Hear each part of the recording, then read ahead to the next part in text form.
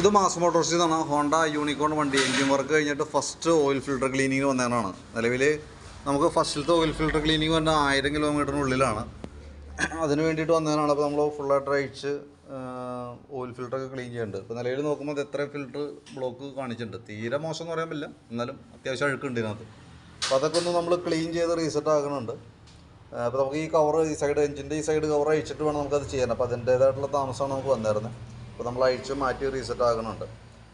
നിലവിൽ വേറെ ഓയിൽ ലീക്കുമായി ബന്ധപ്പെട്ട് അങ്ങനത്തെ കേസുകളൊന്നുമില്ല. നിലവിൽ നമ്മൾ ചെക്ക് ചെയ്തു.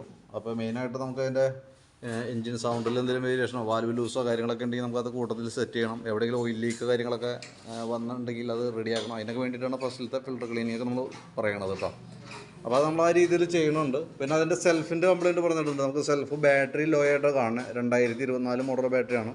അപ്പോൾ ഞാനതൊന്ന് അയച്ച് ചാർജിലേക്ക് ഇട്ടിട്ടുണ്ട്. അപ്പോൾ അതിൻ്റെ കണ്ടീഷൻ ചാർജ് ചെയ്തതിന് ശേഷം ഒന്നുകൂടി വെച്ച് നമുക്ക് ചെക്ക് ചെയ്ത് നോക്കാം. ബാറ്ററിയുടെ എന്തെങ്കിലും കംപ്ലയിൻറ്റോ കാര്യങ്ങൾ എന്തെങ്കിലും വാറണ്ടി പീരീഡിലുള്ളതാണ്. നമുക്ക് വാറണ്ടിയിൽ മാറ്റിയെടുക്കാനായിട്ട് പറ്റും. പിന്നെ അതേപോലെ തന്നെ നമ്മുടെ അടുത്ത് പർച്ചേസ് ചെയ്ത ബാറ്ററി ആണെങ്കിൽ ഉറപ്പായിട്ട് നമുക്ക് ഇവിടെ നിന്ന് തന്നെ വാറണ്ടിയിലേക്ക് വിടാനായിട്ട് പറ്റും, ബാറ്ററിക്ക് കംപ്ലയിൻറ്റ് ഉണ്ടെങ്കിൽ കേട്ടോ. പിന്നെ നമുക്ക് അതിൻ്റെ സ്പീഡോമീറ്റർ നമ്മൾ റെഡി ആക്കുന്നുണ്ട്. സ്പീഡോമീറ്റർ മെക്കാനിസം കംപ്ലയിൻ്റ് ആണ്. അപ്പോൾ നമ്മളത് മാറ്റി പുതിയ മെക്കാനിസം നമ്മൾ സെറ്റ് ചെയ്യുന്നുണ്ട്. കാരണം നമുക്ക് വാറണ്ടിയുമായി ബന്ധപ്പെട്ട് വരുമ്പോൾ നിർബന്ധമായിട്ട് നമുക്ക് അതിൻ്റെ സ്പീഡോമീറ്റർ വർക്കിംഗ് ആയിരിക്കണം. അതായത് അതിൻ്റെ കിലോമീറ്റർ നമ്മൾ നിർബന്ധമായിട്ട് നോക്കേണ്ട അത്യാവശ്യമാണ്.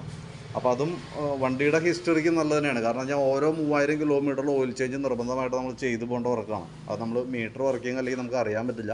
ഒന്നുപോലെ നമ്മളത് നേരത്തെ ചെയ്യും, അതല്ലെങ്കിൽ ഒരുപാട് വൈകിപ്പോവും. എങ്ങനെയായാലും നഷ്ടം തന്നെയാണ് കേട്ടോ. അപ്പോൾ ഞാനതിൻ്റെ മീറ്റർ റിപ്പയറിങ്, മീറ്റർ അസംബ്ലിയും, മീറ്റർ മെക്കാനിസവും അതിൻ്റെ കേബിളും, അതേപോലെ തന്നെ engine oil, filter cleaning, battery charge എല്ലാം അടക്കം വരുമ്പോൾ ഏകദേശം എത്ര വരുമെന്നൊരു എസ്റ്റിമേറ്റ് ആക്കി നോക്കിയിട്ട് അതിൻ്റെ ഡീറ്റെയിൽസ് വാട്സപ്പിലേക്ക് ഒന്ന് ഷെയർ ചെയ്തിട്ടേക്കാം. വർക്ക് കംപ്ലീറ്റ് ആയിക്കുമ്പോൾ കോൺടാക്ട് ചെയ്തോളാം കേട്ടോ. ഓക്കെ.